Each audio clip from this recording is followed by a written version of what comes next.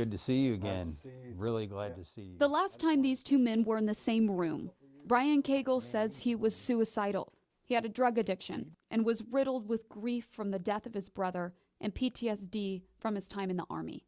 I had an eviction notice on the door. I had no running water. I had no electricity. I had cellulitis all over my body from dirty needles. And I was spiritually broken, like I wanted to die. 2 years ago, Police Chief Mike Bell had been called to Brian's home by Brian's mom. He had blacked out all the windows in his house. This was the last call she knew she could make that might save her son's life. It was probably the worst phone call, but the best phone call I ever made. Here's the thing though, Brian had a warrant. He thought he was going to jail. I was very reluctant to let them inside, but I'm so glad that I did. Instead of jail, Chief Bell saw Brian as a fellow veteran who needed help. Brian agreed, and together they called the Veterans Crisis Hotline.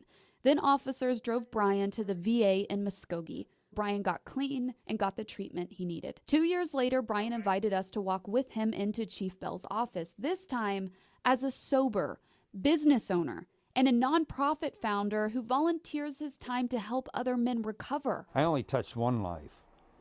Look how many lives he's touching. It's a part of my recovery to do this.